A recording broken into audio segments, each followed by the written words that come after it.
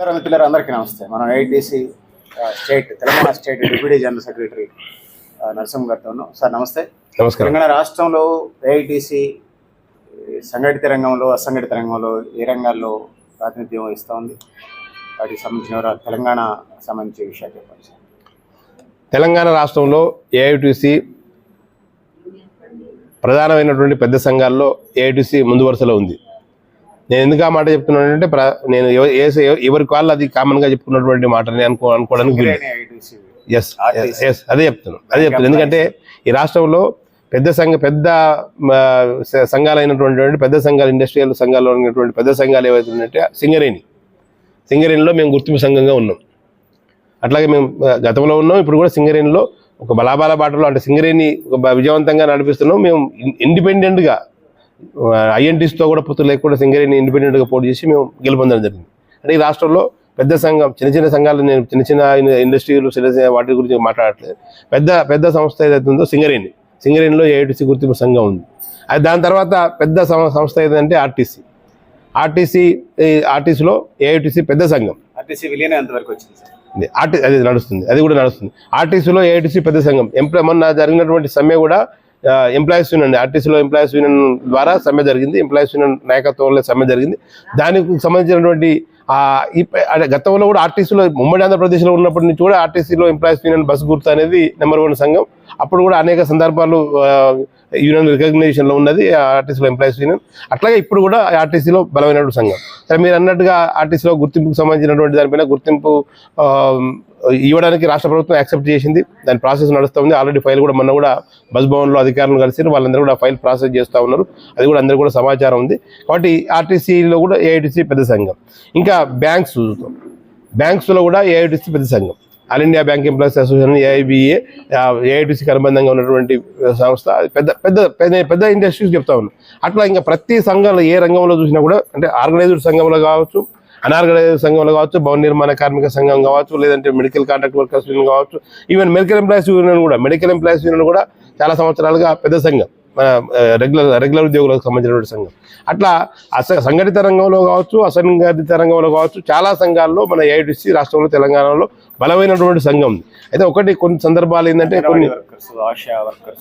100% అంగన్వాడీలో బలంగా ఉంది. తర్వాత ఆశాలో కూడా, అంటే ఆశాలో నెంబర్ 1గా లేకపోయినా కొంత ఆపు మేరకు ఉంది. అట్లా అంటే మేజర్గా ఉన్నటువంటి సంఘాల్లో చాలా పెద్ద ఇన్స్టిట్యూట్లలో సంఘటిత రంగంలో, అసంఘటిత రంగంలో చాలా పెద్ద సంఘంలో ఏఐటీసీ ఉంది. ఇప్పటికీ, అంటే ఇప్పుడు కాదు, ఈ భారతదేశంలో ప్రతి 10 సంవత్సరాలకు ఒకసారి యూనియన్స్ రికగ్నైజేషన్ జరుగుతుంది. కేంద్ర ప్రభుత్వం ద్వారా యూనియన్స్ రికగ్నైజేషన్ చేస్తుంది. ఎప్పుడైతే బీజేపీ అధికారంలో ఉంటే బిఎంఎస్ మొదటి స్థానంలోకి వస్తుంది. కాంగ్రెస్ అధికారంలో ఉంటే ఐఎన్టీసీ మొదటి స్థానంలో ఉంటుంది. కానీ ఎప్పుడు 3వ స్థానంలో ఉంటున్నది ఏఐటీసీ. ఎప్పుడు అది కాంగ్రెస్ అన్న ఉండని, ఇంకోటి ఉండని, మేము 3వ స్థానంలో ఉంటాం. అంటే దీనికి మీకు అర్థమవుతున్న విషయం ఏంటంటే, వాళ్ళు మ్యానిపులేట్ చేసుకోగలుగుతున్నారు. ఎవరు ఐఎన్టీసీ కానీ లేదంటే బిఎంఎస్ కానీ మ్యానిపులేట్ చేసుకున్నారు. వాళ్ళ అధికారంలో ఉంటే సంఖ్యను పెంచుకొని మ్యానిపులేట్ చేసుకున్నారు. కానీ మేము ఎవరిని మ్యానిపులేట్ చేయకుండా ఉన్నటువంటి వర్కర్స్ సంఖ్యను చూపించుకొని యాజ్ ఇట్ ఈస్గా మేము ఉంటున్నాం. అంటే దాని అర్థం ఏంటంటే, ఇది ఏఐటీసీ దేశంలో నెంబర్ 1 సంఘం. అంటే దాని స్థానం ఎక్కడ కూడా ఎవరు వచ్చినా కూడా దాని స్థానం కదిలియాలి. వాళ్ళ స్థానాలను వాళ్ళు కదిలించుకుంటున్నారు. ఎందుకంటే వాళ్ళ ఇన్ఫ్లుయెన్స్ ద్వారా వాళ్ళు కదిలించుకుంటున్నారు తప్పితే అక్కడ ఇన్ఫ్లుయెన్స్ నడుస్తుంది. ఇక్కడ వితౌట్ ఎనీ ఇన్ఫ్లుయెన్స్ మేము మొదటి స్థానంలో, మూడో స్థానంలో ఉండగలుగుతాం.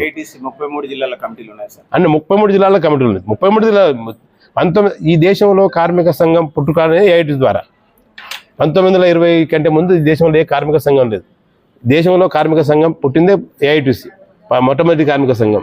దేశంలో అసలు ఏఐటీసీ పుట్టడానికి కూడా కారణం అది. ఐఎల్ఓలో మన దేశానికి రిప్రజెంటేషన్ లేదు. ఐఎల్ఓలో మన దేశానికి రిప్రజెంటేషన్ లేకపోతే ఐఎల్ఓకు మమ్మల్ని పిలవాలంటే మీ దేశంలో ఏ కార్మిక సంఘం లేదు. కాబట్టి మీకు సంఘం ఉంటేనే మిమ్మల్ని పిలవడానికి, ఐఎల్ఓకు పిలవడానికి ఆశ ఉంటుంది. మీకు సంఘమే లేనప్పుడు మిమ్మల్ని ఏ ప్రాతిపదికగా పిలుస్తామని చెప్పినప్పుడు సందర్భంలో అప్పుడు కార్మికుల అవసరం కోసం ఏర్పడినటువంటిది ఏఐటీసీ. అప్పటి నుంచి ఇప్పటిదాకా దేశంలో అంటే మొదటి సంఘం ఏఐటీసీ. ఇప్పుడు కూడా స్థానంలో కూడా నెంబర్ 1గా ఉన్నటువంటిది ఏఐటీసీ. అది ఇప్పటికీ అదే కాదు, దేశవ్యాప్తంగా అనేక సమస్యల పరిష్కారం కోసం ఏఐటీసీ పెద్ద మహానుభావులు ఉన్నారు. అప్పటి నుంచి ఇప్పటిదాకా అప్పుడు సంఘం ఏర్పడినప్పటి నుంచి ఇప్పటిదాకా ఉన్నప్పటి నుంచి ఇప్పటిదాకా మొన్నటి దాకా కూడా చాలా ముఖ్యమైనటువంటి ఎంపీ స్థానంలో ఉన్నటువంటి వాళ్ళు, ఎమ్మెల్యే స్థానంలో ఉన్నటువంటి గురుదాస్ గుప్తా లాంటి వాళ్ళు, మన ఇంద్రజిత్ గుప్తా లాంటి వాళ్ళు, అట్లా పెద్ద పెద్ద వాళ్ళు అందరూ కూడా ఈ ఏఐటీసీలో పనిచేశారు. అంటే దీనికి ఉన్నటువంటి ప్రాతిపదిక మా పార్టీలో కూడా సంఘటిత రంగంలో ఏఐటీసీ స్ట్రాంగ్నే ఉంటుంది. సింగరేణి కానీ, ఆర్టీసీ కానీ, టీచర్స్ ఫెడరేషన్ కానీ, ఐబీఐ బ్యాంక్ ఎంప్లాయీస్ కానీ సంఘటిత రంగంలో స్టేట్లో, నేషనల్ లెవెల్లో మంచి ఫార్మేషన్ అని. అసంఘటిత రంగంలో అంత పెర్ఫార్మెన్స్ చేయలేకపోతుంది ఎందుకని ఐటీసీ? అదే మేము చెప్పేది. అసంఘటిత రంగం అనేది పర్ఫార్మెన్స్ అనేది ప్రాతిపదిక లేదు. ఇప్పుడు సంఘటిత రంగం ఉందనుకుందాం మనం. సంఘటిత రంగం ఒక ఎలక్షన్ జరుగుతుంది, ఎవరు ఎక్కువ ఎవరు తక్కువ అనేది తెలుస్తుంది. అసంఘటిత రంగం ఏముందంటే మాకున్నటువంటి ల్యాబ్స్ ఏంటంటే మేము ప్రచారం చేసుకోవడం వల్ల వెనకడుగు ఉండడం వల్ల, ప్రచారం చేసుకోవడం ప్రచారం ఏంటంటే ఇప్పుడు అసంఘటిత రంగం ఎవరు ఎక్కువ ప్రచారం చేసుకుంటే అది ఎక్కువ ఉన్నట్టుగా కనపడుతుంది. అంతకు మించి సభ్యత ప్రాతిపదికత ఎక్కువ ఉన్నట్టు కాదు. ఎక్కువ తక్కువ ఉందనడానికి ప్రాతిపదిక ఏంది? సంఘటిత రంగానికి ప్రాతిపదిక ఉందండి. సింగరేణిలో ఎలక్షన్ జరిగితే ఎవరికి ఎక్కువ మెజార్టీ వస్తే వాళ్ళు పెద్ద సంఘం అన్నట్టు. ఇప్పుడు ఇక్కడ అసంఘటిత రంగంలో ఉన్నట్టు అట్లాంటిది ఏమన్నా క్యాలిక్యులేషన్స్ ఉన్నాయా? మేము యాన్యువల్ రిటర్న్స్ కేంద్ర ప్రభుత్వానికి ఇస్తున్న దాని ప్రకారం అయితే భవన నిర్మాణ సంఘం అసంఘటిత రంగ సంఘం చాలా పెద్ద సంఘం, భవన నిర్మాణ సంఘం, హమాలి సంఘం చాలా పెద్ద సంఘం.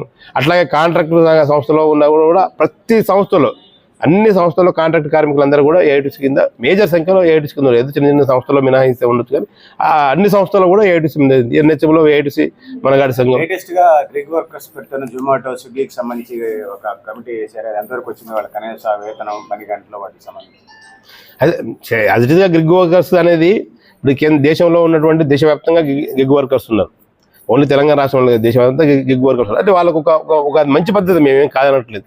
అంటే రాహుల్ గాంధీ గారు ఇచ్చినటువంటి పిలుపుకు అనుగుణంగా కేంద్ర రాష్ట్ర ప్రభుత్వం మేము గిగ్ వర్కర్స్ అంటే మా రాష్ట్రంలో ఉన్నాం కాబట్టి గిగ్ వర్కర్స్కి మేము ఒక పెడతామని చెప్పి సంక్షేమ బోర్డు పెడతామని చెప్పి పెట్టడం జరిగింది. దాన్ని మేము వెల్కమ్ చేస్తున్నాం. ఎందుకంటే సంక్షేమ బోర్డు అనేది గతంలో ఇప్పుడు భవన నిర్మాణ కార్మిక సంఘం వాళ్ళకు, భవన నిర్మాణ కార్మికులకు సంక్షేమ బోర్డు ఉంది. దాని ద్వారా ఉపయోగం జరుగుతుంది. దాన్ని 1995-96 సంవత్సరంలోనే మన కేంద్ర ప్రభుత్వంలో ఉన్నటువంటి వామపక్షాల భాగస్వామ్యత ఉన్నటువంటి ప్రభుత్వంలో అది వచ్చింది సంక్షేమ బోర్డు. దాని ద్వారా ఇప్పటికీ కొంతమేరకు ఉపయోగం జరుగుతుంది భవన నిర్మాణ కార్మికులకు. అట్లాగే గిగ్ వర్కర్స్ కూడా జరగడానికి ఆస్కారం ఉంటుంది. ఇంకా దాన్ని పూర్తి ప్రతిపాదికను ప్రభుత్వం అంటే ప్రతిపాదనల కాడికే వచ్చింది, దాన్ని అమల్లోకి తీసుకురావాలి. వాళ్ళందరినీ యాక్చువల్గా గిగ్ వర్కర్స్ వాళ్ళతో పని చేయించుకున్న సంస్థల ద్వారా సెస్ వసూలు చేయాలి.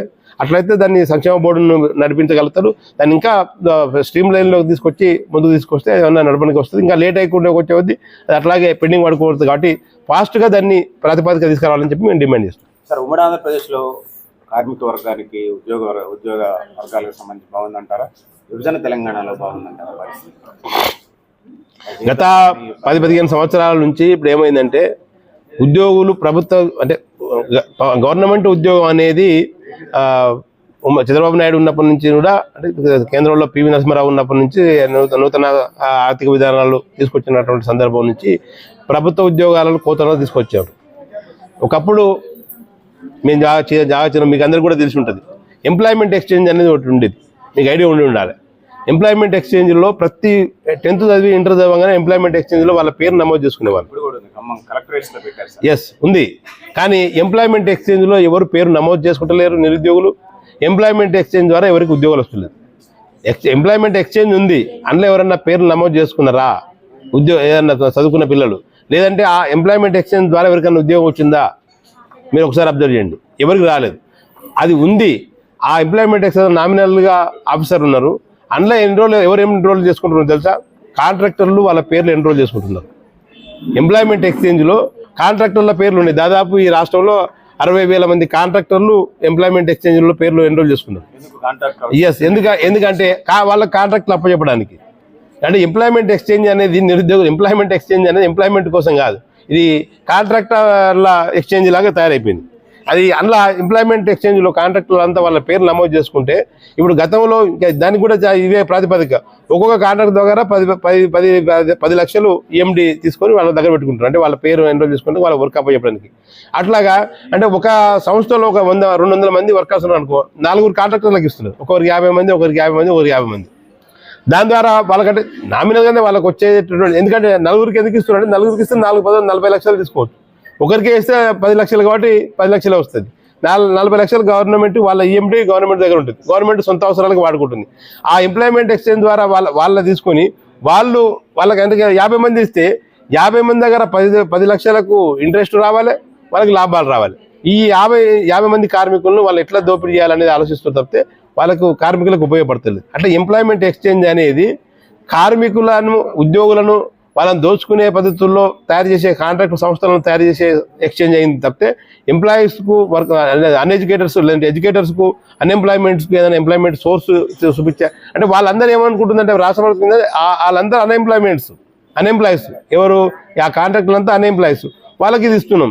ఇచ్చే ఏంది మంచి పని చేస్తారా ఏమని చెప్తారు, అది వాళ్ళకు ఇచ్చేది కూడా తక్కువ మందిని ఇస్తే వాళ్ళకి గిట్టుబాటు కాదు. కాబట్టి వర్కర్స్ దగ్గర నుంచి ఉద్యోగుల దగ్గర నుంచి వాళ్ళ జీతాల దగ్గర నుంచి కోత విధించి వాళ్ళు లాభ పొందాలనే పద్ధతిలో ఎంప్లాయ్మెంట్ ఎక్స్చేంజ్ ఉంది. అంటే ఎంప్లాయ్మెంట్ ఎక్స్చేంజ్ అనేది నామిక వాస్త మీరు ఎప్పుడైనా పోయి చూడండి 3-4 ఎంప్లాయీస్ ఉంటారు అందులో.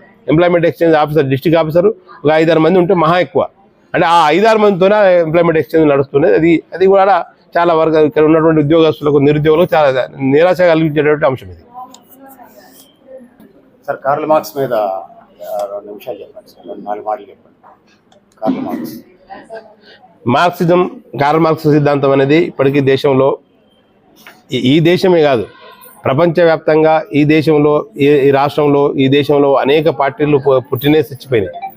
కానీ ఒక కమ్యూనిస్టు పార్టీలు మాత్రమే ఇప్పటికీ ఎప్పటికీ మార్క్సిజం ద్వారానే మార్క్సిజం మూల సూత్రాలే ఈ ప్రపంచానికి అంటే అన్వయించబడడానికి ఆస్కారం ఉండేటువంటి విషయాలు అనేది ఇప్పటికి స్పష్టమవుతుంది. అది ఎప్పటికి కూడా నిర్విరామంగా మార్క్సిజం అనేది మార్క్సిస్ట్ మూల సూత్రాల ద్వారానే మార్క్సిస్టు మేనిఫెస్టో ద్వారానే ఈ దేశం ఖచ్చితంగా నడవడానికి కాదు. కొంతమంది ఏమనుకుంటూ చూస్తున్నారంటే పెట్టుబడిదారీ వ్యవస్థ వచ్చింది, పెట్టుబడిదారీ వ్యవస్థ ద్వారా ఎవరికి లాభం జరుగుతుంది, మార్క్సిజం ద్వారా ఎవరికి లాభం జరుగుతుంది అనేది స్పష్టంగా అర్థమవుతుంది. ఇది అంతిమ దశకు రావాల్సినటువంటి సిచ్యువేషన్ వచ్చింది. పెట్టుబడిదారీ వ్యవస్థ అనేది కూడా అంతిమ దశకు వచ్చేటువంటి పరిస్థితి వస్తూ ఉంది. తప్పకుండా ఆ ఫైనల్ స్టేజ్లో ఏదో సందర్భంలో ఈ మార్క్సిజు సూత్రాలే ఈ దేశానికి అనుకూలంగా ఉండేటువంటి పరిస్థితి అనేది అందరికి అర్థం చేసుకునే రోజు కూడా దగ్గరే వస్తుంది. సార్ అంబేద్కర్ గారి గురించి ఇప్పుడు మార్క్సిస్టు ఆయనని ఎట్లయితే మనం అనుకున్నామో సేమ్ యాజ్ ఇట్ ఈస్గా మన దేశానికి అంబేద్కర్ అదే రకంగా అంటే ఆయన ఒక మార్క్సిస్ట్ అనేది ఆయనదేమో ఒక వర్గరహిత ప్రాతిపదికగా పోరాటాలు నిర్వహించింది. అంబేద్కర్ గారేమో ఒక సామాజిక ప్రాతిపదికగా పోరాటం నిర్వహించింది. అంటే అక్కడ కూడా సఫరర్స్ ఎవరంటే ఇక్కడైనా సఫరర్స్ కింది స్థాయి వాళ్ళే, అక్కడైనా సఫరర్స్ కింది స్థాయి వాళ్ళే. ఆయన చేసినటువంటి అనేక పోరాటాల వల్ల ఇప్పటికే చాలా కొన్ని విభాగాల్లో కొన్ని రంగాల్లో కింది స్థాయి ఉద్యోగులు కింది స్థాయి ప్రజలు అందరూ ముందుకు రావడానికి ఆస్కారం వచ్చిందంటే అది అంబేద్కర్ గారు తీసుకొచ్చినటువంటి చాలా సంస్కరణలు. ఆయన అంటే చాలా మందికి అప్పుడు కాంగ్రెస్ పార్టీ గాంధీ గారికి కూడా ఆయన వ్యతిరేకం అయినప్పటికీ కూడా ఆయన తీసుకొచ్చినటువంటి అనేక అంశాల ద్వారానే ఇప్పటికీ కొన్ని కింది స్థాయి కులాల వాళ్ళు పైకి తీసుకొచ్చారంటే తప్పకుండా అది అంబేద్కర్ గారికి ఆ క్రెడిట్ ఇవ్వాల్సిందే అని చెప్పి నేను భావిస్తున్నాను. సార్ మరో వ్యక్తి గురించి జ్యోతిరావు పూలే గురించి 4 మాటలు. ఎస్ తప్పకుండా జ్యోతిరావు పూలే గారు సావిత్రిబాయి పూలే గారే ఈ దేశంలో అందరికీ చదువు రావడానికి కారణం అంటే వాళ్ళిద్దరే. ఎందుకంటే జ్యోతిరావు పూలే గారు వాళ్ళ ఇంట్లో నుంచే షురు చేసి సావిత్రిబాయి పూలే గారికి కూడా చదువు నేర్పించి మేము ఏమంటున్నారంటే చదువుల తల్లి సరస్వతమ్మ కాదు, సావిత్రిబాయి పూలే గారు ఈ దేశానికి చదువుల తల్లి. ఎందుకంటే చదువు అందరికీ కావాలి అని చెప్పిన ఏకైక వ్యక్తి సావిత్రిబాయి పూలే గారు. జ్యోతిరావు పూలే గారి ఆదర్శంతో వారు తీసుకొచ్చి వాళ్ళిద్దరు మొదటి గురువులుగా ఉండి దేశంలో అందరికీ విద్య అందడానికి కృషి చేసిన వాళ్ళలో వాళ్ళు ప్రథములుగా భావిస్తారు. ట్రేడ్ యూనియన్ కోటాలో మీరు ఎమ్మెల్యే అయ్యారు. ఒక బంగారం షాప్ ఓపెనింగ్, ఒక చెప్పుల షాప్ ఓపెనింగ్ ఉంది. మీరు ఏ షాప్ ఓపెనింగ్కి వెళ్తారు ఫస్ట్ మీరు ఒకవేళ ఎమ్మెల్యే అయితే? జనరల్గా మా కమ్యూనిస్టు ప్రాతిపదిక ప్రకారం అందరికీ ఉపయోగపడేది చెప్పులు. ఎందుకంటే అందరికీ బంగారం ఎట్టి పరిస్థితుల్లో ఉపయోగపడదు, అందుబాటులో లేదు, అవసరం కూడా కాదు. చెప్పులు అనేది అందరికీ అవసరమే. కాబట్టి అందరికీ అవసరమైన దానికే కమ్యూనిస్ట్ పార్టీలు ఎప్పుడు ప్రియారిటీ ఇస్తుంది. కాబట్టి తప్పకుండా చెప్పుల షాప్కి పోతాయి. అంటే నేను ఏదో దీనికి కావాల్సుకొని చెప్పడం కాదు. నువ్వు బంగారం ఎంతమంది కొనగలుగుతారు, చెప్పులు ఎంతమందికి కొనగలుగుతారు. బంగారంతో ఎంతమందికి బంగారం అనేది ఎసెన్షియాలిటీ కాదు, బంగారం ఒక ఆభరణం మాత్రమే. చెప్పులు అనేది ఎసెన్షియాలిటీ. కమ్యూనిస్ట్ పార్టీలుగా ఎసెన్షియాలిటీకి అంటే దానికి ముఖ్య ప్రాధాన్యత ఇస్తుంది కాబట్టి తప్పకుండా చెప్పింది. సార్ కమ్యూనిస్ట్ పార్టీ నిర్మాణంలో ఏఐటీసీ పాత్ర ఎంత మేరకు ఉంటుందని నాలుగు మాట చెప్పేసి. కమ్యూనిస్టు పార్టీ అంటేనే కమ్యూనిస్టు పార్టీ కార్మిక వర్గ party. Communist party agenda election agenda ప్రకారం నడిచినప్పుడు కూడా కార్మిక వర్గ చైతన్యం ద్వారానే ఈ దేశంలో సామాజిక సంస్కరణలు రావాలని చెప్పి ఆశించేది కమ్యూనిస్టు పార్టీ. ఖచ్చితంగా కార్మిక వర్గానికి అండదండలుగా కార్మిక వర్గం ద్వారానే కమ్యూనిస్టు పార్టీల ద్వారానే కార్మిక వర్గానికి ఈ దేశంలో కార్మిక వర్గానికి కానీ కింది స్థాయి ఉద్యోగులకు కానీ అందరికీ కూడా మేలు జరగాలంటే కార్మిక వర్గ కమ్యూనిస్టు పార్టీ సిద్ధాంతం ద్వారానే అది మేలు జరుగుతుందని చెప్పి మేము భావిస్తున్నాం.